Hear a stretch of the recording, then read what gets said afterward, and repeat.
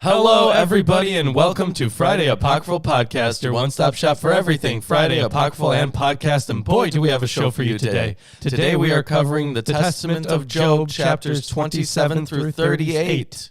There we go. Numbers. You almost fucked up. I almost did, yeah, but I didn't. I stopped myself, but it was noticeable. That is true. So today we are covering Job's friends, except they're not his friends here. Well, they are his friends, but they're not just friends. What? They are also kings. Just like Job. How royal.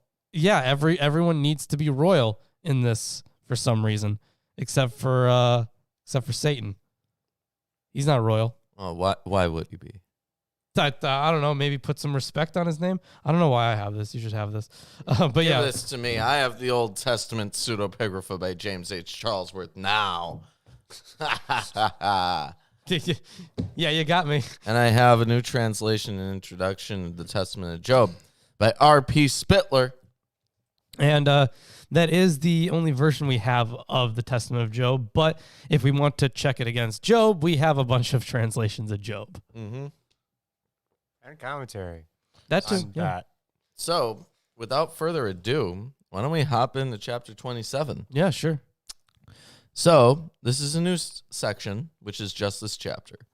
It's titled Job's Triumph and Satan's Defeat. Yeah, I think that's, is it really just the chapter? Yeah. Oh, yeah, okay. Yeah. Well, now, defeat of Satan. You know, he was being pesky. Although he didn't really get too much of a leg up until he got Sidis's hair or something. Yeah. I mean, that's all he needed. Yeah, apparently. After all that, that's what pissed Job off. Yeah, right. The other times it was just like, go away. It's stupid. These flies getting everywhere. So, chapter 27. Again, turning to Satan, who was behind my wife, I said, "Come up front, stop hiding yourself. Does a lion show his strength in a cage? Does a fledgling take flight when it is in a basket? Come out and fight." All right. Beforehand, we had Satan, coming up in all these disguises. Mm-hmm. Apparently very poor disguises because Job could see right through them. And finally, he's actually calling him out. Yeah, and on these questions, the text is corrupt and the translation's tentative. Classic. Then he came out from behind my wife, and as he stood, he wept, saying, "Look, Job, I'm weary, and I withdraw from you, even though you are flesh and I a spirit. You suffer a plague, but I'm in deep distress. I became like one athlete wrestling another, and one pinned the other. The upper one silenced the lower one by filling his mouth with sand and bruising his limbs." Okay, well, I'm pretty sure that's cheating. The filling their mouth with sand part.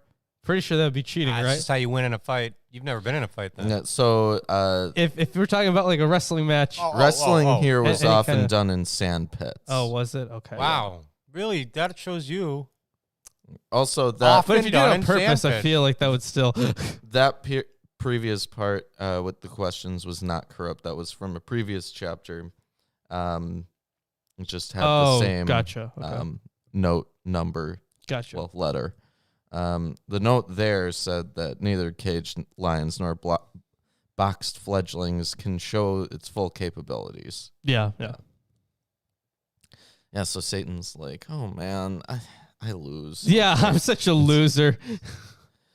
But because he showed endurance and did not grow weary, at the end the upper one cried out in defeat, "So you also, Job, were the one below and in a plague, but you conquered my wrestling tactics, which I brought on you." Then, hold up. So, I know that they're. He's saying that Satan, was the one on top who was filling Job's mouth with sand. Yeah, in the wrestling match. Right. But then, Job changed it, apparently, because his endurance was better, I guess. Although I would say that the moves that Satan used were not really that good. No, They were pretty no. bad, actually. I mean, they were pretty destructive. Yeah, I guess. Yeah. But all that master of disguise bullshit, get out of here. Mm-hmm. Then Satan, ashamed, left me for 3 years. Now then, my children, you also must be patient in everything that happens to you, for patience is better than anything. Well, patience is useful, I suppose. Yes. So this paragraph concludes the first major section of the Testament of Job, in which Job successfully withstood the indirect attacks of Satan, finally challenging him directly and conquering the one against whom the angel promised would wage war against Job. The concluding aphorism in praise of patience is typical of the Testament genre. Yeah, I guess it got really weird. Because initially you have Job destroying the temple, which was now dedicated to Satan, effectively. Yeah. And then Satan brought upon Job all these plagues. But then at the end, he's just like, I'm going to take your wife's hair. Yeah. Take that. Oh, man. I bit my tongue yesterday. Why'd you do that? I was wrestling in martial arts. Okay. So I bit my tongue, and I did it hard enough to bruise my tongue, which is a strange sensation that I've never felt before. Wow. Is it like a numbed tongue? No, it's just like very slight swelling. Okay.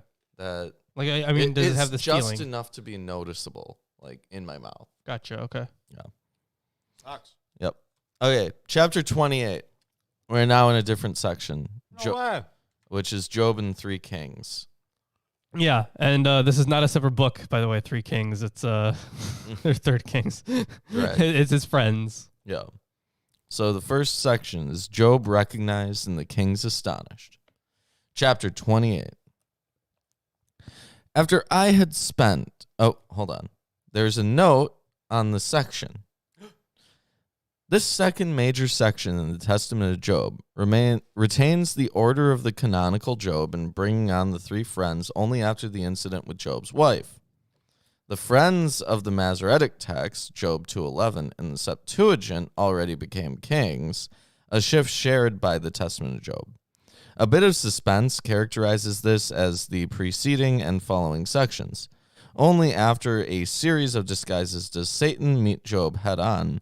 Only after 7 days of silence, extensive fumigation, and interrogation are the fellow kings convinced that the tragic figure before them is indeed Job in his right mind. Only after donning the charismatic sashes do the daughters, and they alone, get to witness Job's ascent to heaven. The sequence of the appearance of the kings follows that of the discourses in the biblical Job, Eliphaz, Baldad, Sophar, Elihu. You said it was in 2:11 where they were described as kings? Yeah, 2:11. Okay. Well, 2:11 in the Masoretic text. Oh, in the Masoretic. Okay. But the Septuagint has them as kings. Okay, at some point. That is what I was wondering about. Yeah. It has them as kings at some point, not in... It doesn't specify. Okay. Chapter 28. After I had spent 20 years under the plague, the kings... Oh, actually, yeah, it's right there. Oh. Yeah, they say that they were kings. Yeah, Eliphaz, the king of the Maans.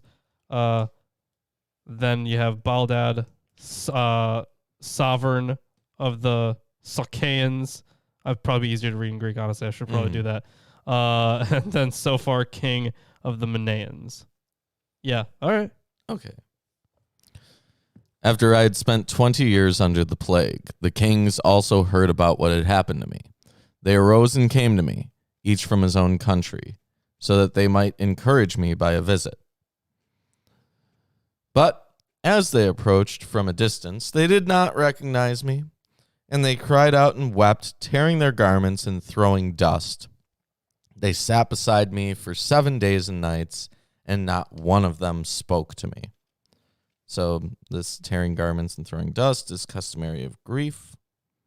The custom of throwing earth towards heaven or on one's head may have originated with the conveyance in baskets carried on the head of earth used by grieving relatives to bury a deceased member of the family. Also, Manuscript V adds here the names of 4 kings, which contrasts with its omission of the names of the 10 children at 1.3f, but agrees in both instances with the Septuagint. So lists another king? Well, it lists the kings. It doesn't just say these. Oh, okay. They're Gotcha. kings.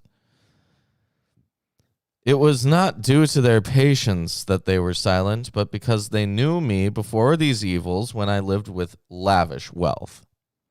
For when I used to bring out for them the precious stones, they would marvel, clapping their hands, and say, if the goods of our 3 kingdoms were gathered into one at the same place, they would be no equal to the glorious stones of your kingdom, for I was more noble than those from the east. So I want to note here that these precious stones, they characterize Job's throne. Josephus reports that the Essenes cherished among their esoteric interests the works of the ancients, wherein they study the healing of diseases, the roots offering protection, and the properties of stones. BB 16b preserves a tradition that Abraham had a precious stone hung about his neck, which brought immediate healing to any sick person who looked on it. But it is not such medicinal value of stones, but their proof of wealth, which is in view here. Collections of gems existed after Alexander, and the elder Pliny names the first Roman gem collector Scaurus. Is Job here portrayed as such a gem collector? Theophrastus refers with some hesitation to unspecified records that mention unusually large gems sent to Egyptian kings as gifts from Babylonian kings, and that describe royal Egyptian synthetic gem manufacture. If gemology was a feature of Hellenistic Egyptian royalty, the argument for an Alexandrian provenance for the Testament of Job may thereby be strengthened. That's interesting. So, I don't really know about their ideas about gems, but they use them all the time. Yeah. They had like ornate necklaces, and they would like put them in like on the walls and everywhere. Like they looked really good, right? So I guess that's why they did it, but I don't know if they had some mythos to it. Like those items Why doesn't themselves. your house have gems inlaid into the walls? Why don't you have a necklace that cures all diseases? Yeah. I've been looking for one of those. You should get one. Yeah, I'm not sure where to find them. Maybe Job would know. You have to go visit a magic store. I'm sure they have crystal necklaces. Right. Of course. They've been in front of me the whole time. Yep. It's just arbitrary, not like divine. No. Those are the real ones, apparently. It's not divine. It's in the gem. Yeah, apparently. Yeah, it's intrinsic to the rock. Wow. Can you smell what the gem is cooking? I can't. But when they came to Ausitis, asking in the city, "Where's Jobab, the king of all Egypt?" they said to them, "About me, he sits on a dung heap outside the city. For 20 years he has not returned to the city." Then they asked about my goods, and the things which had befallen me were shown to them. Chapter 29. When they heard that, they left the city together with the citizens, and my fellow citizens showed me to them, but they remonstrated, saying I was not Jobab. Since they were still quite in doubt, Eliphaz, the king of the Temanites, turned to me and said, "Are you Jobab, our fellow king?" And I wept, shaking my head and throwing dust on it. And I said to them, "I am indeed." So only for Eliphaz is the homeland of any of the kings identified in the Testament of Job.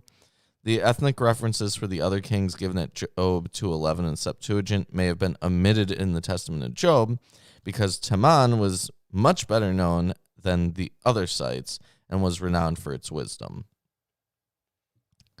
Yeah, we definitely heard more about Teman than other places. Yeah. And this bit where he says, I am indeed, the same language, ego eimi, Yeah. E-I-M-I. Oh, well, I guess it would be, it just means I am. Yeah. Yeah. Is used by Jesus in the Gospels. Yeah. So the identification of I am in the Gospels would have been like a callback to, like I am what I am, or I am who I am, right, from Yahweh, when he I am shows, that I am. yeah, when he shows himself through the burning bush. Yeah. Yeah, like it's supposed to be like a callback to that. Yeah. So there you go. Yep. Wow. Chapter 30. Whoa. Yeah. When they saw me shaking my head, they dropped to the ground in a faint, and their troops were disturbed at seeing their 3 kings collapsed on the ground as if dead for 3 hours. Then they arose and began saying to one another, We do not believe that this is he. Then they sat for 7 days reviewing my affairs, recalling my herds and goods, and saying, Have we not known about the many good things sent out by him into the cities and the surrounding villages to be distributed to the poor, besides those established at his house? How then is he now fallen into such a deathly state? I'm gonna have to go ahead and blame Satan. Yeah, No, I shouldn't blame Satan. I guess it is technically Satan's fault. It is. I mean, he did do the thing, but also Job was. I mean, he did destroy the temple that people were worshiping Satan at. So, could you really blame the guy? So now we have a different section of the second major section, which is Eliphaz lamenting Job's losses. Okay. Yep. This is chapter 31. Eliphaz confirms Job's identity.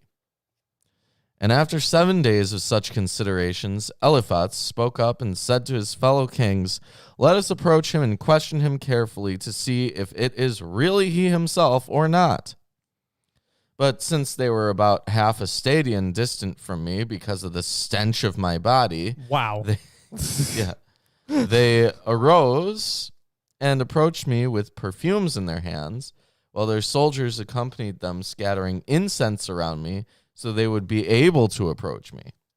Okay, like if I was Job at this point, I'd be like, really, guys? Yeah. Is all this necessary?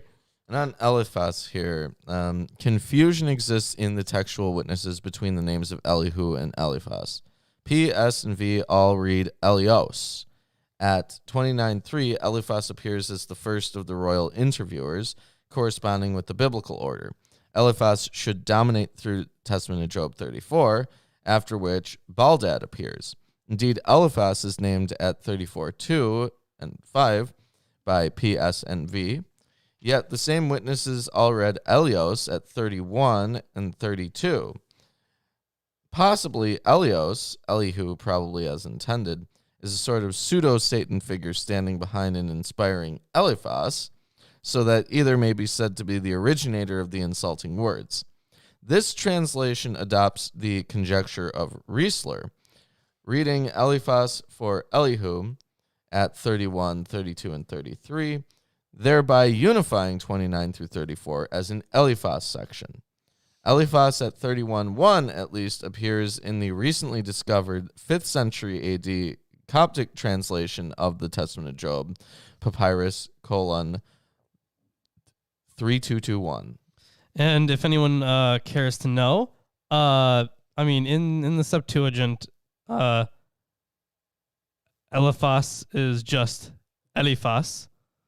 And then God, what was the other name in English? Because in the Greek it's Elius. That's the other one.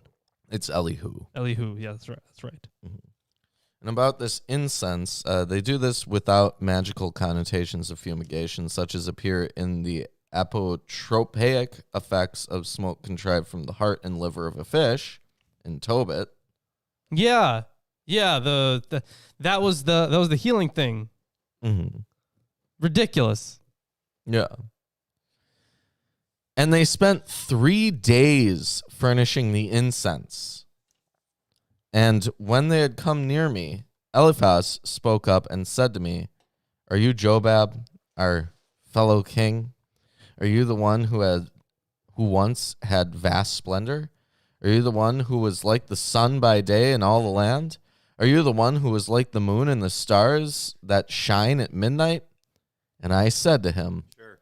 "I am indeed." Yep, that was me. I was great. So we now have a different section of this subsection of this section, which is called a lament of Eliphaz for Job, but only the introduction to that lament is in this chapter, and the lament itself is the next chapter. Gotcha. Okay. So, 32? no. Oh. And so, after he had wept with a loud wailing, he called out a royal lament, while both the other kings and their troops sang in response. Now it's chapter 32. Gotcha. And I'll All right. hand it off to Lawrence. I don't know if you want the Septuagint or not. It does have an English translation in it. It probably won't be useful for me. Okay. All right. So now we're on to chapter 32, yeah? Mm-hmm. Sure. Great. Amazing. Hey, if you're enjoying the stream so far, give us a like, comment, subscribe, share it with friends, family, neighbors, and kings and armies of kings. And apparently kings who are currently living in squalor. Mm-hmm. Especially them. And their friends who are also kings. In fact, you should also write a lament for those who don't watch our shows. Yeah, do that. Yep. But now we get to hear the Lament of Eliphaz. Yes, and I know how much you love biblical poetry. Oh, it's the best. It's trash. Hear then the Lament of Eliphaz. The cough is not included. As he celebrates for all the wealth of Job. Are you the one who appointed 7,000 sheep for the clothing of the poor? Where then is the splendor of your throne? Are you the one who appointed 3,000 camels for the transport of goods to the needy? Where then is the splendor of your throne? Wow. Are you the one who appointed the 1,000 cattle for the needy to use when plowing? Where then is the splendor of your throne? Of course, I mean, he continues this throughout the whole thing. Yeah. But yeah, he kind of already asked him this, except This sounds like it was written by the same author who wrote Sitis's Lament. Yeah, Like, yeah, absolutely. It follows the exact same formula. It Might does. be a poetry of the time as well, but yeah. Yeah, now she gives her hair in return for loaves. Yeah. But then they change it each time. Like she exchanges her hair for loaves, gives her hair for loaves, sells her hair for loaves. So it changes. It might just be a poetry form Yeah, maybe. that whoever wrote this is very into. Very, very into. Probably a little too much. Yeah,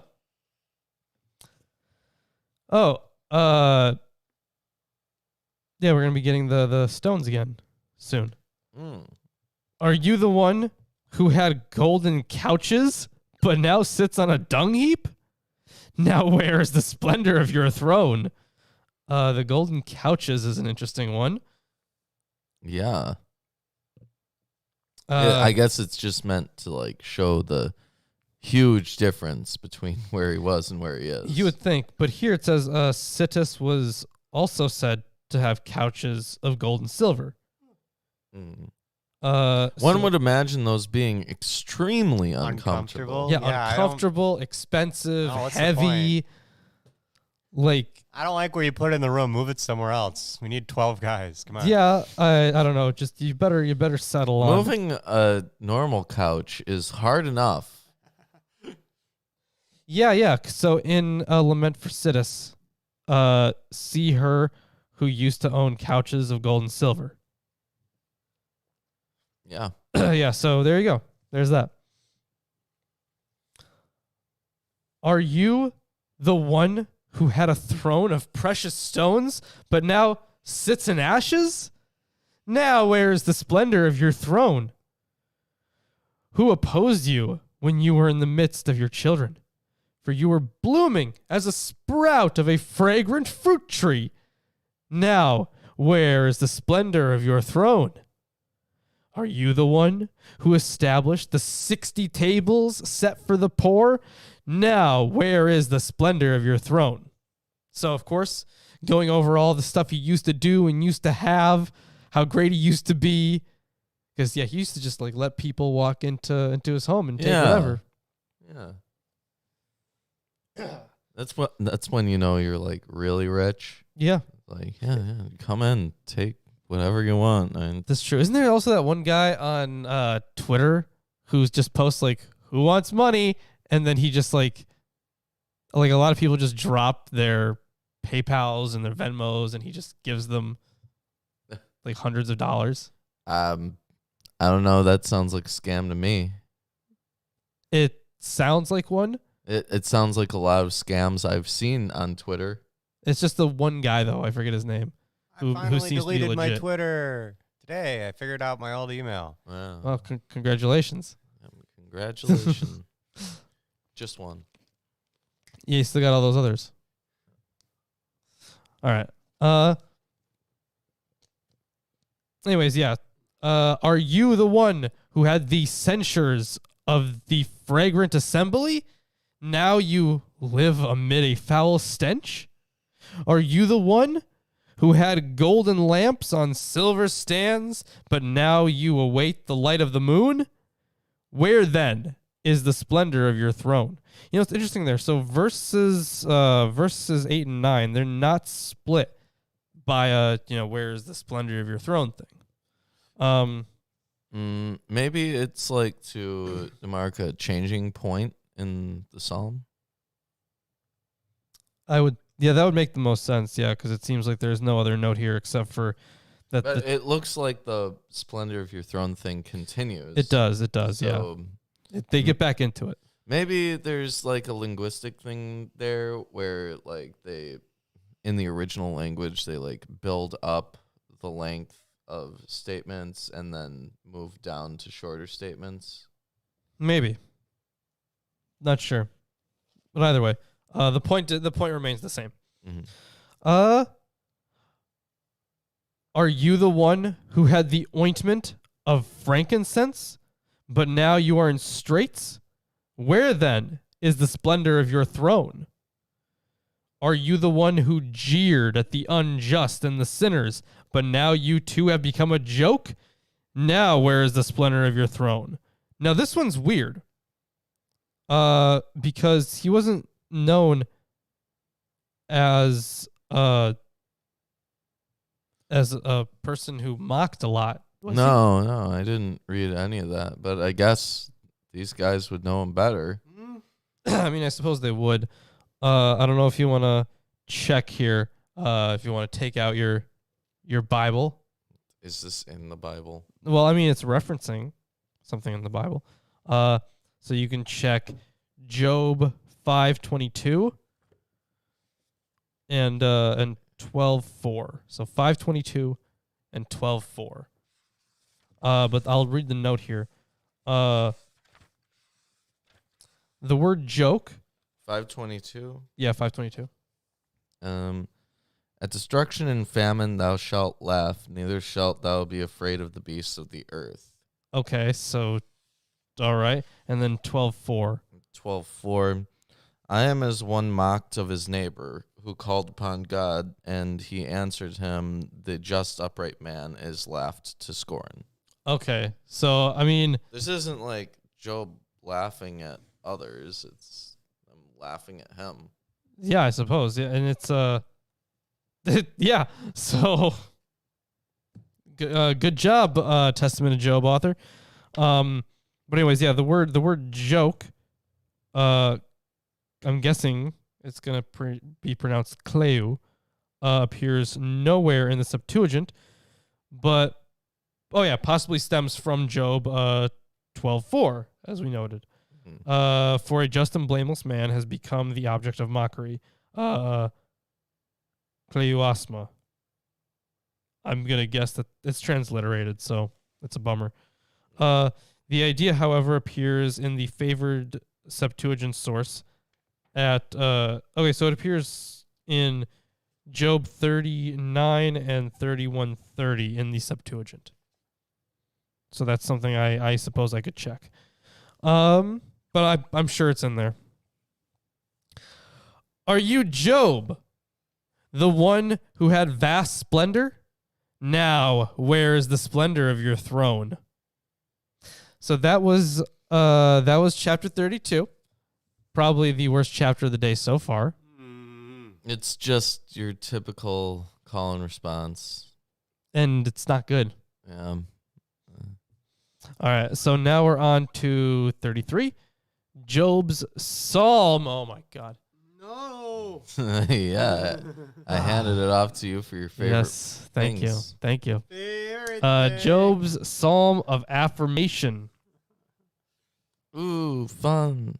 So, yeah, now he's Affirmative. directly responding. I swear, if he's all like, if his response is going to be like, that's what happened to the splendor of my throne, and I did this other thing, and that's why I've lost the splendor of my throne. And I swear, if his response is like that, Well, gonna mauled. What if he turns it on its head and he's like, "This dung heap is my throne." Ooh, That would be more entertaining. splendorous. That would be more entertaining. That's true. I guess we'll see. After Eliphaz finished wailing, while his fellow kings responded to him, all in great commotion. When the uproar died down, I said to them, "Quiet! Now I will show you my throne with the splendor of its majesty, which is Wait, among the holy ones." so that's like Cobra Kai. Yeah. Yeah. he's Yeah. like, Quiet! yep. That the magical power to just make people shut up. That's pretty good. So a striking resemblance to the Qumran concept of the fellowship of the just with the angels, elsewhere in the Testament of Job, expressed in his daughter's charismatic access to the language of the angels. Oh, and we'll be getting that in chapter 48, or chapters 48 through 50, I guess. Among the harsh judgments invoked on Elihu was the loss of such fellowship. Quote, and the holy ones abandoned him. Exactly as the Qumran members were themselves called men of holiness, so may the holy ones now rejoice at the discomfiture of Elihu. So, yeah, I guess that's the reference there to the angels, because they were viewed to be with him. All right. And now he's continuing on here. I'll be right back. Oh, will you? You enjoy your psalm. Oh, I won't. Okay, see, Lawrence, I'm gonna get out of here too. All right, I guess I'm. We're here all night, guys. Yar. I'm here all night, but see, I meant we as in me and the audience, not you know, me and you guys. You guys are just Read me. leaving me. All right. My throne is in the upper world, and its splendor and majesty come from the right hand of the Father. The whole world shall pass away, and its splendor shall fade, and those who heed it shall share in its overthrow. So really, his throne is just the one in heaven that's been reserved for him. That's it. But it would have been nice if he did call his dung heap a throne. That would have been pretty cool. But my throne is in the Holy Land, and its splendor is in the world of the Changeless One. I mean, these are all a bunch of different ways to just talk about the end times and how he's going to be fine at the very end, and how he's going to show up in Israel. Doesn't matter. He's going to be just fine, because in the end he's going to win. He's going to get all of the things he'd hoped and wished for. And its splendor is in the world of the Changeless One. Rivers will dry up, and the arrogance of their waves goes down into the depths of the abyss. But the rivers of my land, where my throne is, do not dry up, nor will they disappear, but they will exist forever. So I guess the rest of the world's gonna get all fucked, and the only remaining part of the world is just gonna be the Holy Land at that time. I suppose is the theology here, or the eschatology, I suppose. The term forever found in they're referencing like a bunch of times in Hebrews apparently. See, I wish this was actually in Greek. It'd be easier for me to read. Denekes, I guess. So into the... I run into the Something. same problem in Japanese. Is like sometimes they have like, a dash at the end of a vowel in order to indicate a long vowel, or sometimes it's like over, and sometimes they have this weird combination of the two. It's like, just show me the hiragana. Like, Yeah, it's just because you already know how to pronounce those things, and you don't have to work through the translators or the transliterators system, I guess. yeah. But the term found in all over Hebrews, but mostly in chapter 10, is not elsewhere used in the New Testament or in the Septuagint.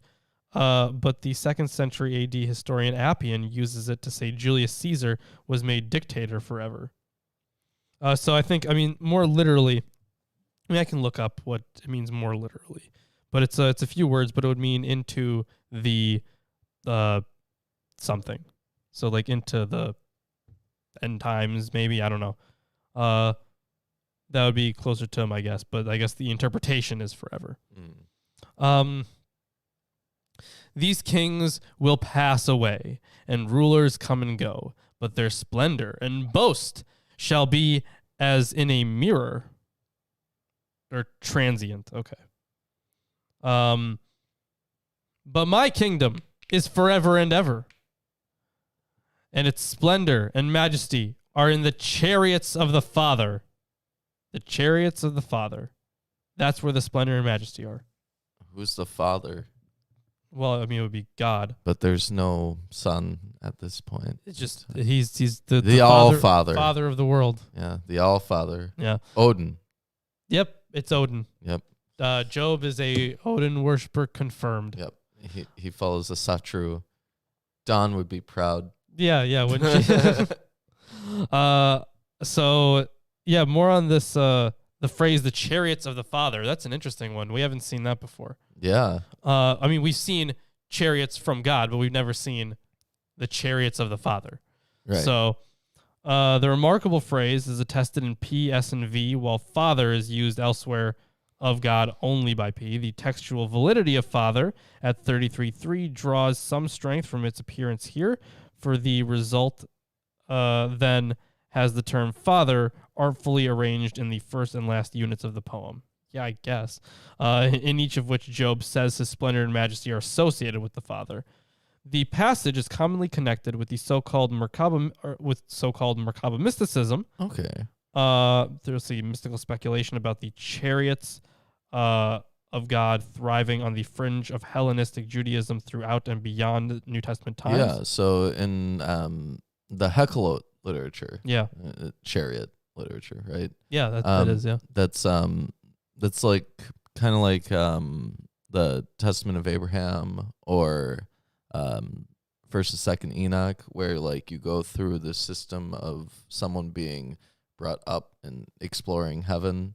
Yeah. Right. So that kind of I'm assuming, I haven't read much about the Merkaba sect, but the Heckelot literature would depend on like God having these chariots. That's true.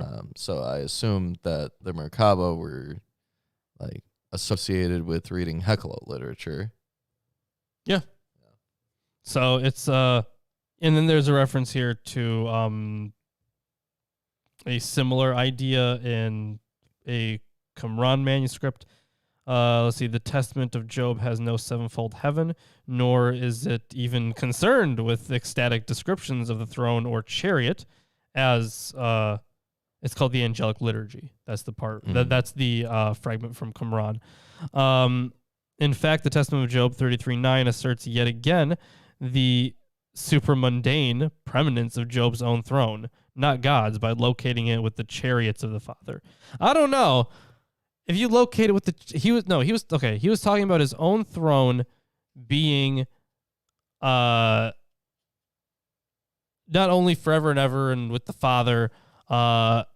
He was talking about, his true throne is in the Holy Land. It's in heaven. At the end of time, it's that throne that he's going to get. So, I don't know if I'd call it, well, I guess, yet again, in the supra mundane, permanence of Job's own throne, not God's, by locating it with the chariots of the Father. Perhaps an Alexandrinized early Merkaba tradition lies behind this unusual phrase. It is definitely an unusual phrase.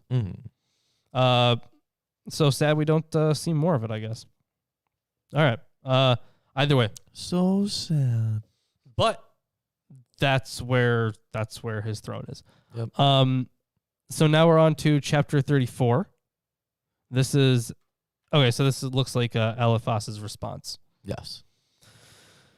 As I was saying these things to them, so they would be quiet, Eliphaz became enraged and said to the other friends, "What good has it done that we have come here with our armies to comfort him? Look, now he accuses us." Okay, to be fair, the words that Eliphaz was using were not necessarily comforting words. No. He was like, "Look how great you were before. Are you..." First of all, they weren't even sure if it was him. Right. So, I don't know about the whole comfort story, but it seems like, they get there and they start interrogating him. They're like, Are you that Job? The one who was like super rich before and really successful and had all this money and was so giving? Were you that guy? Like, what happened to that guy? That guy was cool. Are you him?" and Job was like, "Yeah, that's me, asshole." We're close friends. And now this guy's like, "Oh, call me an asshole. God, what a... Oh, so rude. My stars." I never. Yeah. Look, now he accuses us. Let us then go back to our own countries. Here he sits in the misery of worms and foul odors, and yet he is piqued at us. Kingdoms pass away, and so do their sovereigns. But as for my kingdom, he says, it shall last forever. You know what? This dung heap thing. Satan didn't do that to him. Nope. Job chose to live on a dung heap. Yep. That's Job's fault. Yeah, that's true. He's like, well, I'm already suffering. I might as well force myself to suffer even more. Right. Yeah, Satan is probably, that's exactly why in a previous chapter he's like, "Dude, you're really demotivating me. Like, I'm trying to torture you actively, and you sit on a dung heap and throw dust on your face all day. Maybe. And this is depressing to me now, Job. Maybe do something. I don't know." And I mean, that would help explain why when his friends came up to him, or they didn't actually come up to him, right? They were really far away from him because he smelled really bad. Might have something to do with the dung heap. Yeah. He's probably not made it any better. Probably not, no. So Eliphaz, arising with great consternation, turned away from them in deep sadness and said, "I am leaving. We came to cheer him, and yet he demeans us in the presence of our troops." Dude, Eliphaz has some issues. Yeah. Yeah, definitely. He's very insecure, Eliphaz. Yeah, he is. All right. So we're into this, looks like it's the last section for today. Yeah. So we have Now it's Baldad's turn. Are we on 35? Yeah, so now it's 35. Baldad's tests Job's sanity. I'll take over at 36. Why? Just because he can. Okay. Yeah. Why not? So then Wobbuffet. Baldad seized him and said, "One should not speak that way to a man who not only is in mourning, but also is beset by many plagues." Okay, yeah, I guess. So Baldad's mad at Eliphaz because he's, reasonably mad at him. Take note, although we are quite wealthy, we were not strong enough to approach him because of the foul stench, except by the use of much perfume. You there, Eliphaz, do you forget how you were when you fell ill 2 days ago? All right. We get no more on that. We just know that he was sick 2 days ago. Yeah, I guess he was miserable. He must have been. Now then, let us be patient in order that we may discover his true condition. Perhaps he is emotionally disturbed. Wow. Baldad's putting up a good case here. Yeah. Yeah. You're doing a good job, man. So one thing I want to know, so there's no canonical reference to the illness of Eliphaz, which may have been occasioned by the stench of Job's sickness. And it looks like... Right, because it said that it took them 7 days of fumigation to be able to approach him. Did it say 7 days? Yeah. I remember, Or okay. 3 days. 3 days, yeah, that's 3 right. days. 3 days. Yeah. So I guess when he saw him he was initially, sick he from- just like puked. Right? Yeah. Yeah, that's a good point. Yeah, and they finally got to him. So anyways, he's going out like maybe he has some mental health issue, right? Mm-hmm. Or he's emotionally disturbed. Perhaps he recalls his former prosperity and has become mentally deranged. After that conversation with Eliphaz, Rubbing it in that hard. Eliphaz is just kind of rubbing it in, so I wouldn't really be too surprised here. For who would not be driven senseless and imbalanced when he is sick? But allow me to approach him, and I will determine his condition. Now that is the end of chapter 35. So maybe now, Baldad can get to the bottom of this. Maybe now I would think he would approach this way better than Eliphaz did, One would think. because Eliphaz sucked. And if you are enjoying this meeting between kings, you should share it with your others. If you like the fact that Job smells so bad, they had to fumigate the area. fumigate the for area. days. Then drop a like, Yeah. subscribe, share it around. This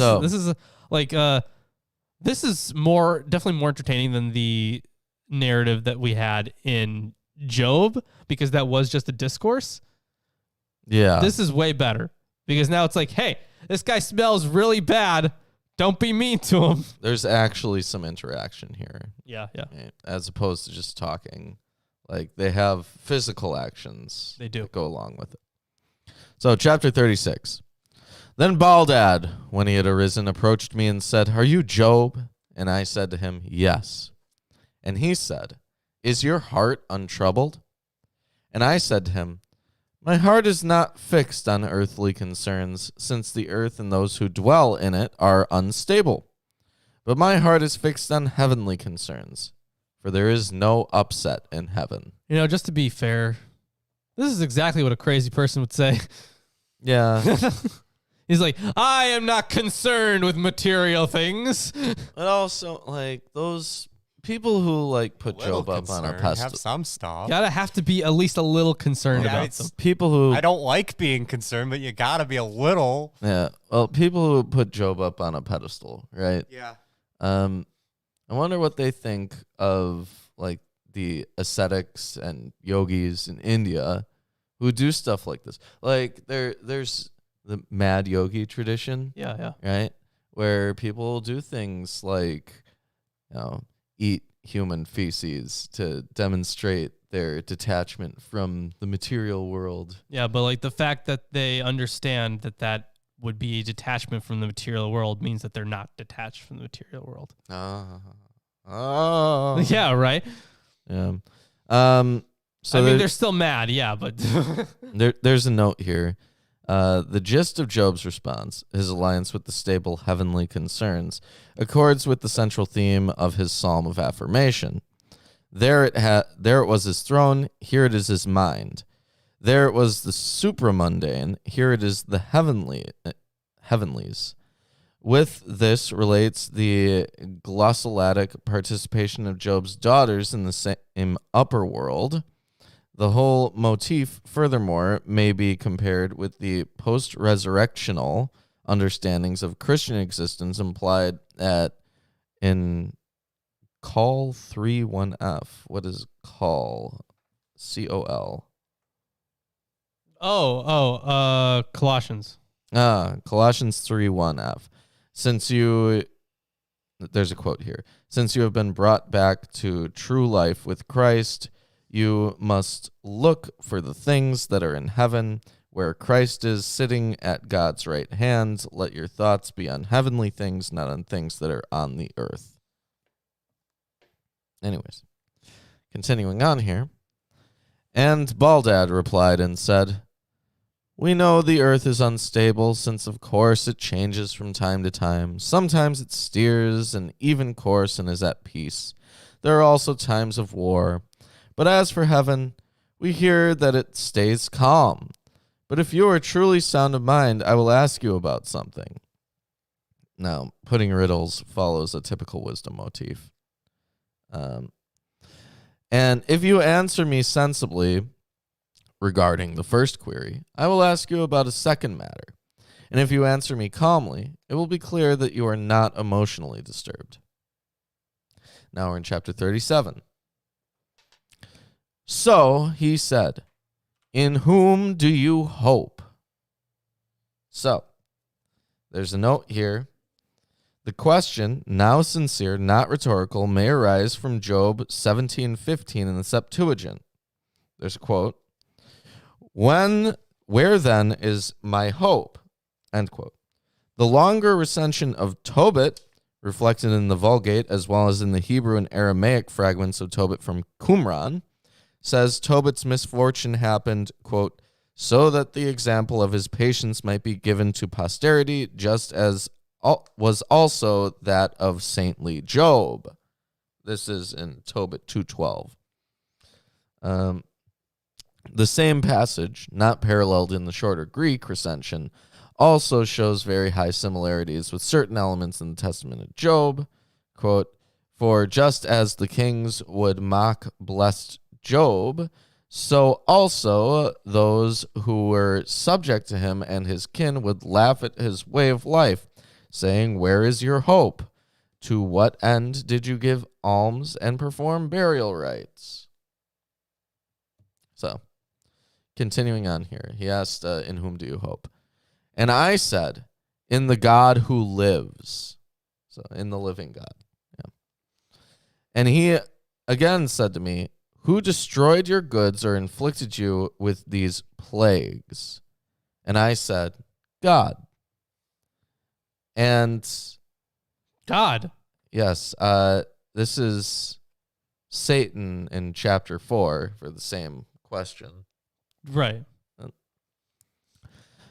And he replied and said, do you hope upon God? Then how do you reckon him to be unfair by inflicting you with all these plagues or destroying your goods? If he were to give and then take away, it would actually be better for him not to have given anything. At no time does a king dishonor his own soldier who bears arms well for him. Or who will ever understand the deep things of the Lord and his wisdom? Who dares to ascribe to the Lord an injustice? Answer me this, Job. So, I mean, yeah, he's bringing up a lot of, I mean, I know that he is more posing them as rhetorical questions, but they're Not well, he really. literally asks for him to answer it. Yeah, I guess. So Job, But like, does he really think that there's going to be a good answer to those? I think he thinks that he's gotten him in a gotcha moment. Right. And again, I say to you, if you are sound of mind and have your wits about you, tell me why we see the sun on the one hand rising in the east and setting in the west. And again, when we get up early, we find it rising again in the east. Explain these things to me if you are the servant of God. Well, if he's read First Enoch. No, not that. What's that quote from Bill O'Reilly? Tide goes in, tide goes out. You can't explain that. Wow. I did not know that quote from Bill O'Reilly. Wait, you didn't? No. Yeah, he was. I think he was like talking to David Silverman. And when he said that, David Silverman was like, tide goes in, tide goes out. He was like so shocked that someone had such a low understanding of how tides work. Yeah. Like even like in the most basic way, you know that it's because of gravity in the moon. Like, but It's the wind. David Silverman was so like, he was just stunned at how I was like, what do you mean you can't explain that? We can't explain that. Yeah. Like, oh my God, it was from forever ago, but it was so funny at the time. But this reminded me of exactly that. Yeah. So, chapter 38.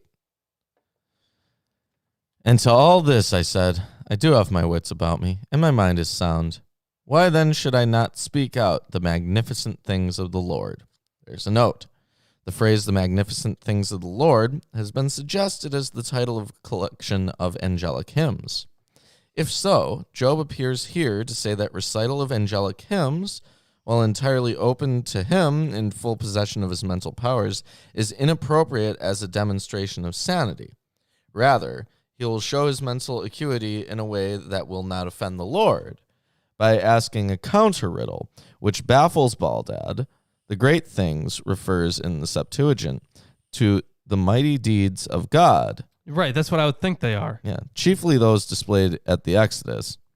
They were to be recited widely, so the mighty deeds became a praiseful recital of the acts of God.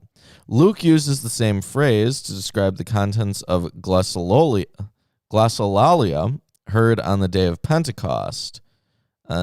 As the companion of Paul, who himself knew of tongues and angels, Luke, with Paul, may have been aware of some tradition linking the glossolalic praise of God with angelic hymnody. While there is not sufficient evidence to say either Luke or Paul knew of the Testament of Job, the concern of all three with prophetic experience, at once ecstatic and angelic, brings them closer together on this point than any other contemporary texts. So that is an interesting link there. But yeah, I would definitely think that, you know, the magnificent things of God would just be his like incredible works. Like you would have, like you'd probably like, the Exodus. This does seem like a bit of a stretch. Yeah.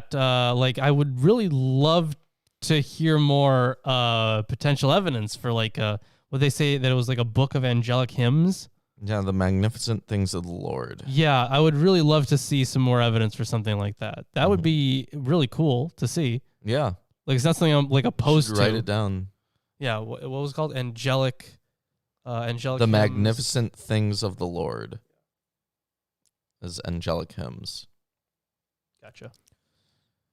Or should my mouth utterly blunder regarding the master? Never. Who are we to be busying ourselves with heavenly matters, seeing that we are fleshly, having our lot in dust and ashes? This view of the nothingness of mankind, which permits neither ability nor right to meddle in heavenly matters, is frequently expressed. It's very Ecclesiastes. Yes. It's like they're all we are is just dust in the wind, right? Yeah. Yeah. Kansas. Yeah. Now then, So you may know that my heart is sound. Here is my question for you. Food enters the mouth, then water is drunk through the same mouth and sent into the same throat. But whenever the two reach the latrine, they are separated from each other. Who divides them? Who does it? Mm, Who, Ruben? Who does that? me. Yeah, I guess. it's you. It's also me. Not Chris, though. Yeah. It really sucks for him. Yeah, it all comes out in one thing. It really, yeah, it's a bummer, man. I have a functional digestional tract. So, I don't know listen, what we you don't guys need to are know on. about all that, all right? Oh, yeah. It's gross, Chris. Why are you going into that? And Baldad said, I do not know. Again, I replied and said to him, if you do not understand the functions of the body, how can you understand heavenly matters? Wow. That's quite a stretch there. Now there's another section here, which is still part of the same chapter, which is Sophar offers the royal physicians. Then Sophar replied and said, we are not inquiring after things beyond us, but we have sought to know if you are sound of mind. And now we truly know that your intelligence has been unaffected. What then do you wish us to do for you? Look, since we're traveling, we have brought along with us the physicians of our 3 kingdoms. Do you wish to be treated by them? Perhaps you will find relief. But I answered and said, my healing and my treatment are from the Lord, who also created the physicians. Whoa. Well, you know, Snaps. it created the physicians to help people, You. right? Yeah. So, like, I think, yeah, there was that episode of Family Guy where they were like there was some family that wouldn't get their kids any help when they were sick. And in order to, because they were like, they didn't believe in modern medicine, right? Because they were like a certain type of Christian. What is it called? Like Christian Scientist or something? Yeah. Yeah. So they, and then Lois, to convince them, was all like you ask for help, you pray for help, and God, like, maybe this is God's way of helping people. He let us make modern medicine. So maybe you should do that. Yeah. So it kind of reminded me of that scene. So that's all the readings for today.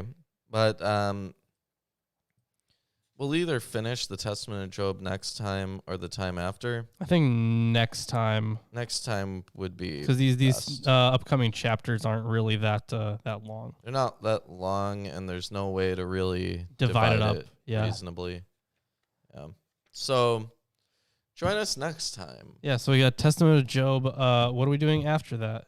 I thought we were gonna do some Christian Apocrypha since we're. Oh, we're gonna start on that right away. Sure. I don't know. We could also. I do- thought we were gonna start on it once we actually got into the New Testament. I mean, we could do Something short. Yeah, something short. Not the Sibylline oracles. No, that's it. Those books, those multiple books, are incredibly long. The Sibylline oracles. You know what's short? The Treatise of Shem. Treatise of Shem. All right. Son of Noah, concerning the beginning of the year and whatever occurs in it. Huh. All right, we could potentially do that. Never heard of that. Me neither.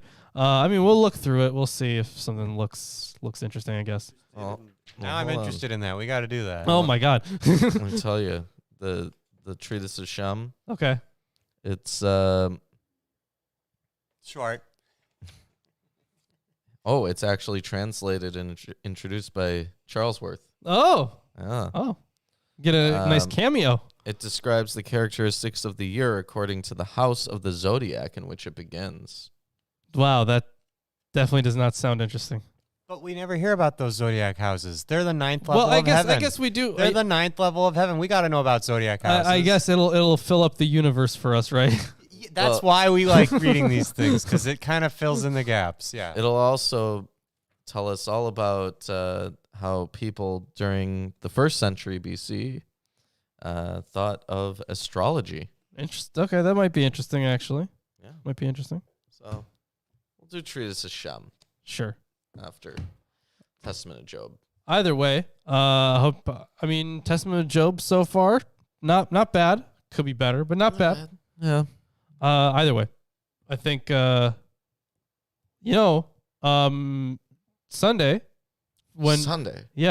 once we do our Sunday show, which if you're not watching Atheist Sunday School, you should be. We'll be finishing the second to last book of the Old Testament. An ultimate. Yeah, and we will also be doing a t-shirt giveaway. Yeah. So if you're not a patron of $10 or more, you can consider doing that because then you could win a t-shirt. In fact, you could win one of these t-shirts that Chris is currently pinning. Really, just anyone will do sometimes. We have lots of them because Landon keeps winning, and we have to make new shirts. Once we finish the Old Testament, we should put out a shirt that's like, I read the Old Testament and all I got was this lousy t-shirt. Oh, yeah. We could. Yeah, you're right. I read the whole Testament. Yeah. Mm. And you know what? I We would wear those proudly. Yeah. I completed an entire Task. analysis of the Old Testament, and all I got was this t-shirt. I don't know. You did more than just read it. That's true. And we But- read You commentated.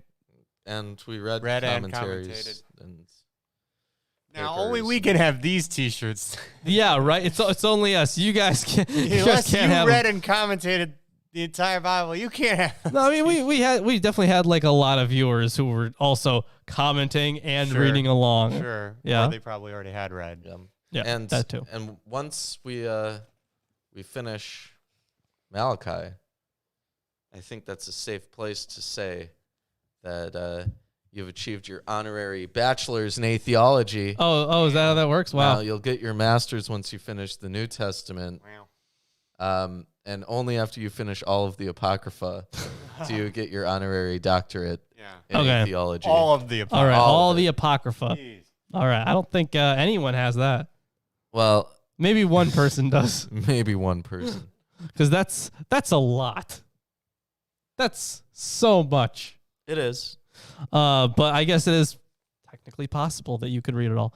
Technically, yeah. So either way, thank you everyone for joining us today. Do all this stuff right here on the screen, as you can see. We got the Patreon that was shouted out before. Link is in the description. What else do we have? We have, you could just go to the Teespring and get a shirt. We got a wish list. Lots of books on the wish list. Yeah, and if you get us books on the wish list, we get to read them, and some of them we can read to you, and some of them we'll read about to you, and Source them. yeah, You're it's investing in your own knowledge very- and entertainment. very fun stuff. Let's We also see. have Facebook and Twitter; those are free. completely free to follow us on those platforms. Yep. Completely flee those platforms. Flee those. Send Flee in them. your Just- Lawrence diss tracks to MilwaukeeAtheist@gmail.com. Yeah, I'd love to see that. Yep. I think that'd be very amusing. Can't What wait. else? Is there anything else? I don't think so. I I think that's all a shilling. Yeah. We will See you on Sunday and then for Friday, Zechariah. and then Sunday. And then we got Malachi the week after. Friday, and then I Well, guess we'll take it'd a be a little good- break good after time. that.